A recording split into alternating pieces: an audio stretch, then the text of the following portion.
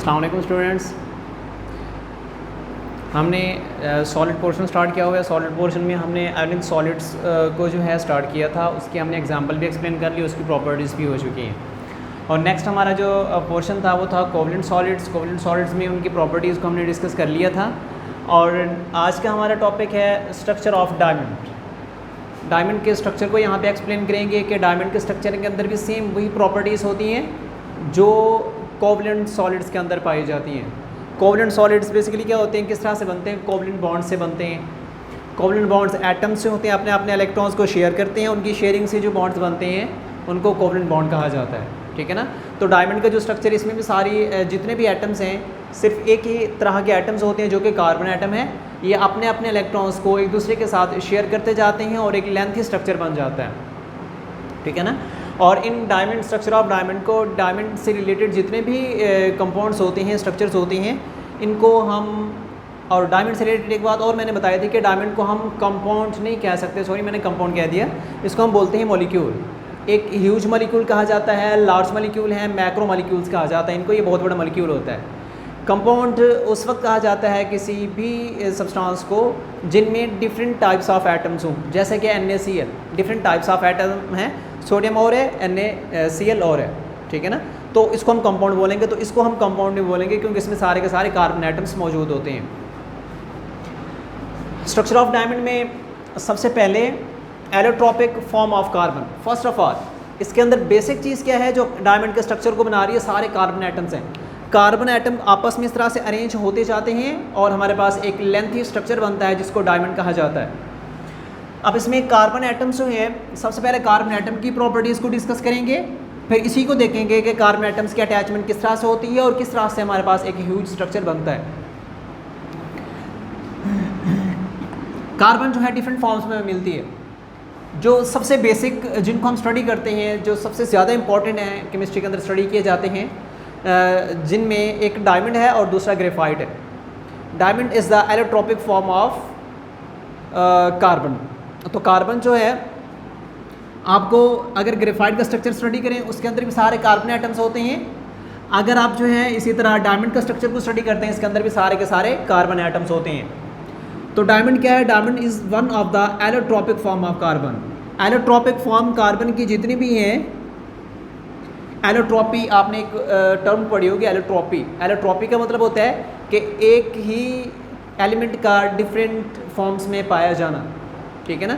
एक ही सब्सटेंस का different forms में पाया जाना एलोट्रॉपी कहलाता है। तो एलोट्रॉपी मतलब कार्बन जो है, इसकी एलोट्रॉपी क्या है कि ये डिफरेंट फॉर्म्स में पाया जाता है, कार्बन की शेप में भी मिलता है और जब ये अटैच होकर एक नया स्ट्रक्चर बनाता है जिसको हम ग्रेफाइट बोलते हैं। और अगर आप कंपेयर करें ग्रेफाइट और डायमंड को, तो इनमें एक अच्छा खासा डिफरेंस है जो हमें वाज़े देखने को मिलता है। डायमंड इतना हार्ड है कि हम इसको आसानी से ब्रेक भी नहीं कर सकते।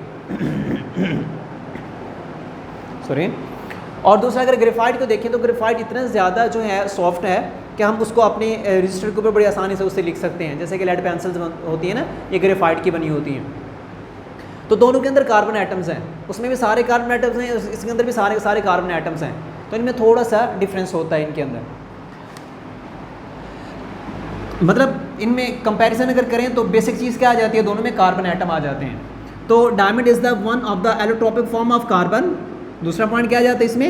Electrons in outer most shell. Carbon के हम कार्बन की बात कर रहे हैं ना। कार्बन के आउटर मोस्ट शेल में कितने इलेक्ट्रॉन्स होते हैं? 4 इलेक्ट्रॉन्स होते हैं सबसे बाहर वाले शेल में। और आपको पता होना चाहिए कि बॉन्डिंग में सबसे बाहर वाला शेल ही इन्वॉल्व होता है। आखिरी शेल जो होगा उसमें जो इलेक्ट्रॉन्स होते हैं वही बॉन्डिंग में इन्वॉल्व होते हैं। उसके अंदर फॉर एग्जांपल अगर एक एटम है ना, इस तरह ये 2 शेल हैं, सेंटर में कोई भी न्यूक्लियस है। अब इसके अंदर देखें जो इलेक्ट्रॉन्स इसके अंदर होंगे, इस शेल के अंदर, आउटर मोस्ट का मतलब होता है सबसे बाहर वाला। ये सबसे बाहर वाला शेल है और ये इसके अंदर वाला शेल है। अब बॉन्ड जब भी कोई एटम बनाता है वो अपने ये बाहर वाले इलेक्ट्रॉन्स को यूज़ करेगा। ठीक है। इसके अंदर वाले इलेक्ट्रॉन्स कभी भी बॉन्डिंग में इन्वॉल्व नहीं होंगे। तो आउटर मोस्ट शेल में कितने इलेक्ट्रॉन्स होते हैं? कार्बन के 4 इलेक्ट्रॉन्स होते हैं। और कार्बन के अंदर शेल कितने होते हैं? 2 शेल्स होते हैं। और पहले शेल में 2 इलेक्ट्रॉन, दूसरे में जितने बचेंगे उतने आ जाएंगे। 4 बचे हुए तो 4 के 4 दूसरे शेल में आ जाते हैं। टोटल इलेक्ट्रॉन कितने हो जाएंगे कार्बन के अंदर? 6 इलेक्ट्रॉन्स होते हैं। अगर हम नेक्स्ट हमारा पोर्शन है हाइब्रिडाइजेशन का, कि कार्बन जो है ये हाइब्रिड स्टेट में स्ट्रक्चर इसके जो बनते हैं जितने भी होते हैं सारे के सारे हाइब्रिडाइजेशन के स्टेट में कन्वर्ट हो गया अपने आप को, ये डिफरेंट फॉर्म्स में ये चेंज होती हैं। अब देखिए कार्बन की हाइब्रिडाइजेशन में 4 एटॉमिक ऑर्बिटल्स होते हैं। कार्बन के टोटल कितने एटॉमिक ऑर्बिटल्स हैं? 4 ऑर्बिटल्स होते हैं। ऑर्बिटल्स ये वर्ड यूज़ किया है, इसको देखें फर्स्ट चैप्टर के अंदर आई थिंक आप लोगों ने चीज़ें पढ़ी होंगी। ऑर्बिटल्स, इसमें फिर से मैं एक डिफरेंस बता रहा हूँ। एक होता है, आपने एक वर्ड सुना होगा शेल का, शेल, शेल का एक दूसरा नाम है, इसको ऑर्बिट्स भी बोलते हैं। ऑर्बिट्स, ऑर्बिटल नहीं, ऑर्बिट्स। शेल और ऑर्बिट्स एक ही चीज़ है। इन शेल्स या ऑर्बिट्स के अंदर होते हैं सब शेल्स। शेल्स जैसे KLMN ये शेल्स होते हैं। सब शेल कौन से होते हैं? जैसे कि SPDF ये सब शेल्स हैं, और इन सब शेल्स के अंदर पाए जाते हैं ऑर्बिटल्स। ठीक है, शेल, शेल के अंदर सब शेल, सब शेल के अंदर होते हैं ऑर्बिटल्स। ऑर्बिटल्स कौन से होते हैं? जैसा कि P की अगर बात करें, P एक सब शेल है। अगर इसके ऑर्बिटल देखें तो P आपको PX, PY और PZ में मिलता है। तो मतलब P के कितने ऑर्बिटल हुए? 3। ठीक है ना। सब शेल, शेल जो भी होगा उसके अंदर सब शेल, सब शेल के अंदर क्या होते हैं? ये ऑर्बिटल्स होते हैं जिनको हम एक्सिस के ऊपर स्टडी करते हैं। तो इसमें हम बात कर रहे हैं कार्बन एटम की। तो कार्बन एटम को जब हम हाइब्रिडाइजेशन की फॉर्म में स्टडी करते हैं तो इसके टोटल एटॉमिक ऑर्बिटल्स कितने होते हैं? 4 एटॉमिक ऑर्बिटल्स होते हैं। 3 P के और एक S का आ जाएगा, क्योंकि पहले S आता है, फिर P आता है, फिर D आता है। ठीक है ना, S का और P के ऑर्बिटल्स यहाँ पे आ जाते हैं। अब देखें जैसा कि यहाँ पे मैंने इसका इलेक्ट्रॉनिक कॉन्फ़िगरेशन शो की है। सबसे पहली स्टेट जो होती है उसको कहा जाता है ग्राउंड स्टेट, जिसमें इलेक्ट्रॉन अपनी नॉर्मल पोजीशन पे होते हैं। ग्राउंड स्टेट, इलेक्ट्रॉन अपनी नॉर्मल पोजीशन से अगर जाता है किसी हाई स्टेट में, कम एनर्जी से ज़्यादा एनर्जी, लो एनर्जी से हाई एनर्जी में अगर इलेक्ट्रॉन मूव करेगा तो उसकी वो होती है, वो स्टेज कहलाती है एक्साइटेड स्टेट, कि इलेक्ट्रॉन एक्साइट होकर दूसरी स्टेट में चला गया। ठीक है ना। नेक्स्ट है हाइब्रिड स्टेट या हाइब्रिडाइज स्टेट भी कहा जाता है। इसमें जो ऑर्बिटल्स होते हैं, कार्बन अपने ऑर्बिटल्स को मिक्सअप करता है, मिक्सअप करके एक नई शेप और एक नए जो हैं जो ऑर्बिटल्स होते हैं वो बन जाते हैं, जिनकी एनर्जी भी सेम होती है और शेप भी सेम होती है। अब इनमें देखें, सबसे पहले ग्राउंड स्टेट है। ग्राउंड स्टेट में कार्बन के ऑर्बिटल्स हैं। सबसे पहला 1s2, 2s2, 2px, 2py, 2pz, 1s। अब इस इलेक्ट्रॉन की फिलिंग जो की जाती है, सबसे पहले इलेक्ट्रॉन की फिलिंग s में करते हैं, फिर p में करते हैं, फिर d के ऑर्बिटल्स के अंदर की जाती है। ठीक है ना। अब सबसे पहले हमने s1 के अंदर इलेक्ट्रॉन फिल किए, 2 इलेक्ट्रॉन इसमें चले गए, 2 इसमें चले गए। टोटल कितने हो गए? 4। बाकी कितने बचेंगे? 2 इलेक्ट्रॉन्स बचेंगे, क्योंकि टोटल कितने इलेक्ट्रॉन्स है कार्बन के अंदर? 6 इलेक्ट्रॉन्स होते हैं। तो 2 इलेक्ट्रॉन्स बचेंगे, एक चला जाएगा 2px के अंदर, एक चला जाएगा 2py के अंदर। 2pz एम्प्टी है, यहाँ पे 0 लगा हुआ है, मतलब ये एम्प्टी है, इसके अंदर कोई भी इलेक्ट्रॉन नहीं बचा। अब इलेक्ट्रॉन अपनी नॉर्मल कंडीशन में है, इसको कहेंगे ग्राउंड स्टेट। अगर इलेक्ट्रॉन, अब देखें इलेक्ट्रॉन की जो एक्साइटेशन होती है ना, वो एक्साइटेशन एक ही शेल के अंदर होती है, जो वैलेंस शेल होगा। अब यहाँ पे इसका वैलेंस शेल, जहाँ पे ये 1 लिखा हुआ है ये पहला शेल है, जहाँ पे ये 2 लिखा हुआ है ये क्या है? दूसरा शेल है। तो इलेक्ट्रॉन एटम्स अपने इलेक्ट्रॉन को अपने उसी एक उसी एक शेल के अंदर जो है प्रमोट करेंगे। ये एक शेल है पूरा जहाँ पे 2 लिखा हुआ है, 2s, 2px, 2py, 2pz। तो इलेक्ट्रॉन एक्साइट करेगा 2s, 2 यहाँ पे लिखा हुआ है, मतलब s के अंदर 2 इलेक्ट्रॉन्स हैं, इसकी एनर्जी कम है, p वालों की एनर्जी ज़्यादा होती है, d वालों की एनर्जी उससे ज़्यादा है, f वालों की एनर्जी उससे ज़्यादा होती है।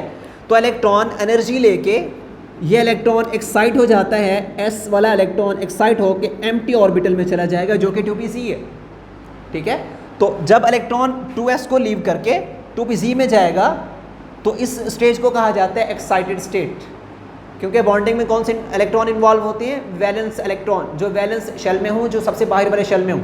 हम यहाँ पे 1s की बात नहीं करेंगे, क्योंकि ये अंदर वाला शेल है, ये बॉन्डिंग में इन्वॉल्व नहीं होगा, हम बाहर वाले शेल की बात करेंगे यहाँ पे। अब इलेक्ट्रॉन 2 से एक्साइट करके 2pz जो एम्प्टी था वहाँ पे चला गया, 2s के अंदर भी एक इलेक्ट्रॉन, 2pz के अंदर भी एक इलेक्ट्रॉन चला जाता है। तो ये स्टेट कहलाती है एक्साइटेड स्टेट। ठीक है ना।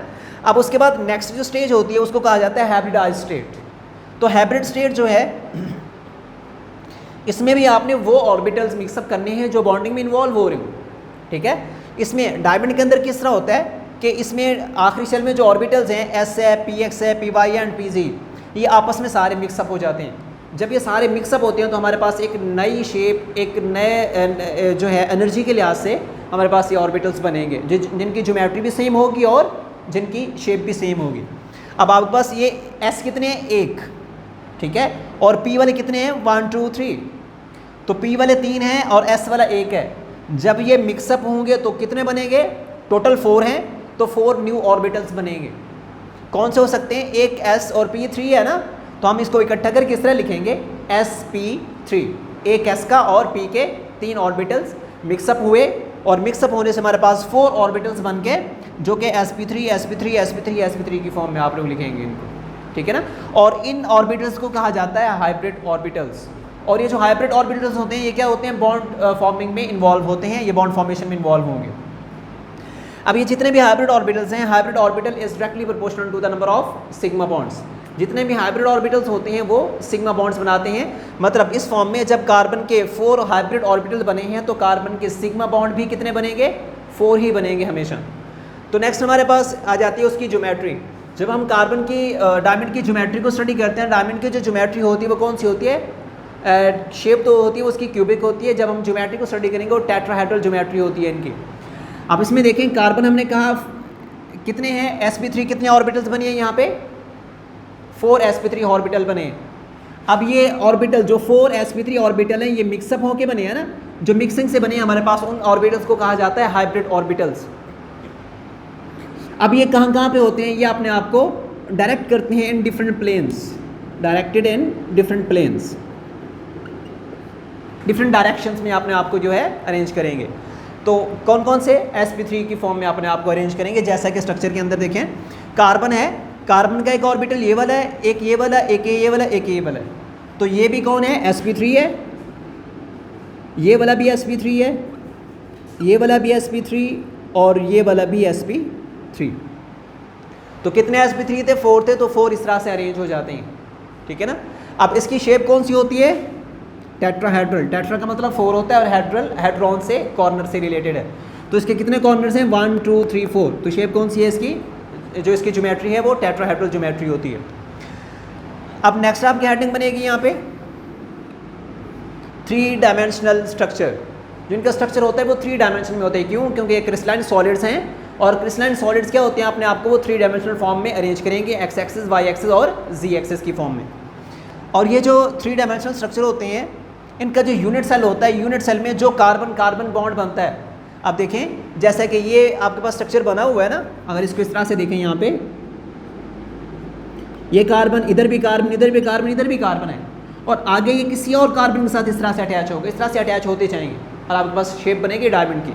अगर आप देखें तो हर एक कार्बन, इसका जो ऑर्बिटल था, ये वाला ऑर्बिटल कौन सा था, sp3। इसका जिसने इसके साथ शेयर किया, इस तरह से ऑर्बिटल्स को शेयर किया, इसका ऑर्बिटल कौन सा होगा, sp3। तो मतलब क्या हो, इनमें ओवरलैपिंग कौन सी हो रही है, sp3 ओवरलैपिंग हो रही है इनमें, ठीक है ना। तो इसमें यूनिट सेल्स होगा, उन सब के अंदर sp3 ओवरलैपिंग होती है। और ये जो होता है इन्हीं sp3 ओवरलैपिंग की वजह से, अब देखें ये कार्बन है, आगे इधर भी बॉन्ड बनाएगा, इधर भी बनाएगा, मतलब हर कार्बन एटम ने अपने 4 बॉन्ड हर हाल में कंप्लीट करने हैं। और वो जो 4 बॉन्ड होंगे किसके साथ, एक दूसरे के साथ ही वो कंप्लीट करेंगे। ये सारा स्ट्रक्चर इस तरह लेंथी होता जाता है, एक बहुत बड़ा स्ट्रक्चर बनता है जिसको ह्यूज या मैक्रो मॉलिक्यूल का नाम कहा दिया जाता है। या हमने एक और वर्ड भी पिछले प्रीवियस उसमें लेक्चर के अंदर किया था, इसको जॉइंट मॉलिक्यूल का नाम भी हम लोगों ने दिया था। नेक्स्ट आ जाता है इसके, अगर हम बॉन्ड एंगल, बॉन्ड लेंथ को अगर हम स्टडी करें तो किस तरह से इनकी लेंथ कितनी होगी और बॉन्ड एंगल कितना होता है इनका। इनके अंदर जो बॉन्ड एंगल होता है, बॉन्ड एंगल का मतलब होता है एक बॉन्ड का दूसरे बॉन्ड के दरमियान एंगल कितना बनेगा। तो इनके दरमियान कौन सा एंगल होता है, 109.5। तो ये एंगल हमेशा टेट्राहेड्रल जितनी भी शेप्स होती हैं उन सब के अंदर यही एंगल हमें नजर आता है, 109.5 डिग्री, ठीक है ना। तो इस वजह से डायमंड के अंदर ये जो एंगल बनेगा ये 109.5 डिग्री इसका एंगल बनेगा। नेक्स्ट आ जाता है बॉन्ड लेंथ, कि ये जो बॉन्ड बना हुआ है ना, ये बॉन्ड, इस बॉन्ड की लेंथ कितनी होगी। या जैसे हम आगे स्ट्रक्चर ड्रॉ करेंगे कि जो बॉन्ड एक कार्बन का दूसरे कार्बन के दरमियान, ये जो बॉन्ड है, ठीक है ना, इस बॉन्ड की लेंथ कितनी होती है? इस बॉन्ड की लेंथ होती है 154 पिकोमीटर, ये लेंथ है। अगर आप पिकोमीटर में लेंगे तो 154, अगर आप इसको पिकोमीटर की बजाय अगर आप लेते हैं इसको एंगस्ट्रॉम में तो ये आ जाएगा 1.54 एंगस्ट्रॉम ए नॉट, ठीक है ना। इस तरह से भी आप लिख सकते हैं, इस तरह से भी लिख सकते हैं। नेक्स्ट आ जाती है उसके हेडिंग है कि diamond is a macro molecule. हमने कहा था कि डायमंड क्या एक मैक्रो मॉलिक्यूल है, उसकी रीज़न क्या होती है, यहाँ पे हमने एक पॉइंट डिस्कस किया। यहाँ पे क्या आ जाएगा, इसके अंदर जितने भी बॉन्ड्स हैं सारे के सारे क्या होते हैं, कार्बन कार्बन बॉन्ड्स होते हैं। और ये कार्बन कार्बन बॉन्ड्स किस तरह से होते हैं, 3 डायमेंशनल फॉर्म में अपने आप को अरेंज करते हैं और ये अपनी वैलेंसी को सेटिस्फाई करने के लिए एक दूसरे के साथ अटैच होते जाते हैं, जिसकी वजह से आपके पास एक लेंथी स्ट्रक्चर बनता है। यहाँ पे एक शॉर्ट क्वेश्चन भी पेपर में आता है कि diamond is also called the macro molecule why, कि डायमंड को मैक्रो मॉलिक्यूल क्यों कहा जाता है, क्योंकि इसमें कार्बन एटम्स बहुत ज़्यादा होते हैं और नेटवर्क की फॉर्म में ये अपने आप को एक दूसरे के साथ अरेंज कर लेते हैं, जिसकी वजह से एक लेंथी स्ट्रक्चर बनता है और इस वजह से हम इसको मैक्रो मॉलिक्यूल का नाम देते हैं। नेक्स्ट आ जाता है स्ट्रक्चर ऑफ डायमंड। अगर हम डायमंड के स्ट्रक्चर को स्टडी करें तो हमारे पास किस तरह से किस उसको शेप को फॉलो करेगा अकॉर्डिंग टू क्रिस्टल सिस्टम। अगर हम 7 क्रिस्टल सिस्टम से रिलेटेड अगर हम स्ट्रक्चर को स्टडी करें तो जो डायमंड का स्ट्रक्चर होता है वो क्यूबिक स्ट्रक्चर होता है, लेकिन क्यूबिक की भी फॉर्म्स होती हैं। हमने स्टडी किया था कि कुछ क्यूबिक फॉर्म्स होती हैं जो बॉडी सेंटर्ड होती हैं, कुछ क्यूबिक फॉर्म्स होती हैं जो फेस सेंटर्ड होती हैं। तो इसका जो डायमंड का स्ट्रक्चर है कौन सा होता है, फेस सेंटर्ड क्यूबिक स्ट्रक्चर होता है डायमंड, ठीक है ना। ये एमसीक्यूज भी आता है, ये सारे ये वाले पॉइंट्स हुए हैं एज एमसीक्यूज के लिहाज से इंपॉर्टेंट है।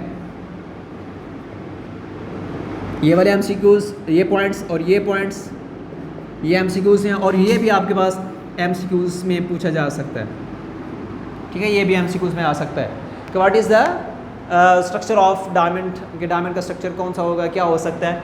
तो उसमें क्या आएगा, फेस सेंटर्ड क्यूबिक स्ट्रक्चर होता है और इसकी ज्योमेट्री टेट्राहेड्रल होती है। उसके बाद नेक्स्ट आ जाता है कि अगर हम इसके डायमंड को देखें तो डायमंड की जो प्रॉपर्टीज़ होती हैं ये तो आपने इसके अंदर ऐड करनी है। उसके साथ साथ अगर इनको ऐड करना चाहें तो हम इनको ऐड कर सकते हैं, क्योंकि इन्हीं पॉइंट्स को हमने इसकी जो डायमंड जो है ना, ये किसके एग्जांपल है, कोवलेंट सॉलिड्स की एग्जांपल है। अगर क्वेश्चन आता है कि एक्सप्लेन, लॉन्ग क्वेश्चन में आता है कि explain the what is covalent solids and explain it's example, तो आपके माइंड में फ़ौरन आना चाहिए कि कोवलेंट सॉलिड्स, तो डेफिनेशन जो हमने स्टार्ट भी की थी वही करेंगे और उसकी एग्जांपल कौन सी है, ये diamond is the example of covalent solids, तो ये उसकी एग्जांपल है। तो ये उसी की जो हमने कोवलेंट सॉलिड्स की प्रॉपर्टीज़ पढ़ी थी ना, उन्हीं में से ये पॉइंट्स ऐड किए हैं मैंने यहाँ पे, तो इनको भी आप इसके अंदर ऐड करेंगे। प्रॉपर्टीज़ ऑफ डायमंड, जिसमें डेंसिटी क्या होती है इसकी सबसे ज़्यादा होती है क्योंकि ये ह्यूज मॉलिक्यूल है, मैक्रो मॉलिक्यूल है। और दूसरा हार्डनेस भी बहुत ज़्यादा होती है, डायमंड का स्ट्रक्चर बहुत ज़्यादा हार्ड होता है। नेक्स्ट आ जाता है इलेक्ट्रिकल कंडक्टिविटी, कि इनमें से करंट पास नहीं होता डायमंड में से। रीज़न क्या पढ़ी थी हमने, क्योंकि इसके अंदर नो फ्री इलेक्ट्रॉन्स, सबसे इंपॉर्टेंट पॉइंट है नो फ्री इलेक्ट्रॉन्स। इसके अंदर फ्री इलेक्ट्रॉन्स नहीं होते, कि कार्बन के जो वैलेंस शेल में 4 इलेक्ट्रॉन्स होते हैं जो हमने अभी स्टडी किया, वो सारे के सारे बॉन्ड्स होते हैं, सारे जो इलेक्ट्रॉन्स होते हैं वो एक दूसरे के साथ शेयरिंग में यूज़ कर लेता है कार्बन एटम, उसके पास कोई भी फ्री इलेक्ट्रॉन नहीं होता। जब कोई भी फ्री इलेक्ट्रॉन नहीं होगा तो उसमें से करंट पास नहीं होगा, तो डायमंड में से करंट पास नहीं होता। Diamond is the bad conductor of electricity. Next आ जाता है स्टेबिलिटी। स्टेबिलिटी का मतलब होता है कि जितनी वोलेटिलिटी भी यूज़ कर सकते हैं, volatility is inversely proportional to the stability. अगर स्टेबिलिटी ज़्यादा है, जो चीज़ स्टेबल है वो कभी भी अपने आप को डिस्टर्ब नहीं करना चाहेगी, तो डायमंड का स्ट्रक्चर होता है ये हाईली स्टेबल होता है। और वोलेटिलिटी अगर ऐड करेंगे तो वोलेटिलिटी इसकी क्या होती है, बहुत ज़्यादा कम होती है, इसकी वोलेटिलिटी बहुत ज़्यादा लो होती है, ये वोलेटिलिटी शो नहीं करता। लेकिन स्टेबिलिटी इसकी सबसे ज़्यादा होती है। Stability is inversely proportional to the volatility, ठीक है ना। ये पॉइंट्स आपने इसके अंदर ऐड करने हैं। और इसके अलावा इसका स्ट्रक्चर जो है इसका ड्रॉ करना है हमने, कि स्ट्रक्चर कैसे ड्रॉ करेंगे। एक तो मैंने यहाँ पे बना दिया कार्बन का, कि कार्बन ने किस तरह से अटैचमेंट करनी है, इसको आप कार्बन ये वाली शेप आपने ज्योमेट्री के अंदर ऐड करनी है। और दूसरी जो शेप है, जो 3 डायमेंशनल स्ट्रक्चर हम यहाँ पे बना रहे हैं, वो आपने इस बॉन्ड एंगल और बॉन्ड लेंथ के बाद यहाँ पे कहीं पे बना लें, ठीक है ना, इस मैक्रो मॉलिक्यूल से पहले ऊपर, या आप इस हेडिंग के बाद 3 डायमेंशनल स्ट्रक्चर ऑफ डायमंड, इसके बाद यहाँ पे इसकी शेप बनाए, तो दोनों तरह से बना सकते हैं। इसका जस्ट मैं आपको हिंट्स दे रहा हूँ कि किस तरह से आपने स्ट्रक्चर बनाना है। जो आपकी बुक में ना एक बना हुआ है, इसी के नीचे ये जो है ना टेट्राहेड्रल शेप बनी हुई है, इसी के नीचे एक शेप बनी हुई है, उसको मैं यहाँ पे बना रहा हूँ क्रिस्टल लैटिस से रिलेटेड। दूसरी जो फेस सेंटर्ड क्यूबिक स्ट्रक्चर है, वो क्यूब आपने उसकी बनानी है, पहले क्यूब बना के उसके अंदर आपने एटम्स को अटैच करना है वो आप लोगों ने ट्राई करनी है और फिर मुझे बताना है। अगर नहीं बनेगी फिर हम उसकी प्रैक्टिस करेंगे बाद में। मैं आपको जस्ट एक स्ट्रक्चर बनाना बता रहा हूँ इसका जो है क्रिस्टल लैटिस से रिलेटेड, इसको देखना है आप लोगों ने। अब देखें इसमें कार्बन एटम है ना सारे, हम यहाँ पे सिर्फ एक कार्बन एटम को देखेंगे जो हमारे सामने होगा। कुछ कार्बन एटम फॉर एग्जाम्पल ये इस तरह से है ना, कुछ इस तरह से अटैच होंगे, कुछ इसके पीछे अटैच होंगे, कुछ इधर अटैच होंगे, कोई इधर अटैच होगा। हमने एक कार्बन एटम को सामने रखना है। फॉर एग्जांपल ये जो कार्बन है ये हमारे फेस पे मौजूद है, सामने मौजूद है, ठीक है। इसके पीछे कुछ दूसरे एटम्स हैं जिनको मैं इस तरह ब्लैक से शो कर रहा हूँ। ये इसके पीछे मौजूद है, ये इसके पीछे है, ये इसके साथ है और ये इसके साथ है। हमने इस कार्बन को सामने रखते हुए इसी कार्बन, ये सारे कार्बन एटम्स हैं, हमने इस कार्बन को देखना है। आपने इसी कार्बन की वैलेंसी को हर हाल में पूरा करना है। जो ब्लैक वाले इनको नहीं करना, हो सकता है इनके पीछे कोई और दूसरे अटैच हों, हम इसकी बात कर रहे हैं। इसको सामने, इसकी वैलेंसी को हम सेटिस्फाई करते जाएंगे। इसी तरह आगे ये अटैच होगा, 3 लाइन्स लगा लें इस तरह से, ठीक है ना। इनको आपने इसी तरह ये वाली शेप जो सेंट्रल कार्बन है ना, यहाँ पे इस तरह एक कार्बन, ये दूसरा कार्बन और ये तीसरा कार्बन, ठीक है। अब आपने इनको इस तरह से, जिस तरह ये ऊपर वाला बनाया था ना ये वाला, सेम देखें यही चीज़ बना रहे हैं जो यहाँ पे नज़र आ रही है। सेम वही चीज़ यहाँ पे हम एक्सप्लेन कर रहे हैं। सेम यही चीज़ आपने यहाँ पे ड्रॉ करनी है। इसी कार्बन का ऊपर ये एक बॉन्ड था, ये आपको नज़र आ रहा है जो ऊपर ये बना हुआ है। दूसरा इस साइड पे था ना, आपने इसी का इस साइड पे बनाना है। दूसरा कौन सा था, इस साइड पे था, ये आ गया, ठीक है। तीसरा कहाँ जाएगा, तीसरे को आपने इस तरह से ड्रॉ कर लेना। क्लियर। अब इसी तरह 4 पूरे हो गए ना इसके, एक बॉन्ड ये, दूसरा ये, तीसरा ये, चौथा ये, ठीक है ना। डिफरेंट डायरेक्शंस में होती हैं। अब इसी तरह इसका देखें, ये वाला जो है कार्बन, इसका एक बॉन्ड इससे, दूसरा इसका यहाँ पे आ जाएगा, तीसरा इसका यहाँ पे चला जाएगा। समझा कि इसके 4 पूरे हो गए। अब इसको देखें, इसका एक ऊपर बना हुआ है, एक इसके साथ ये शेयर करेगा, ठीक है। थोड़ा सा इसको नीचे करके बना लेते हैं। एक इसके साथ शेयर करेगा, दूसरा इसके साथ आ जाएगा, तीसरा इसका यहाँ पे चला जाएगा। और इसी तरह से फिर आपने कार्बन एटम्स और लगाना है। यहाँ पे एक दूसरा यहाँ पे आ जाएगा,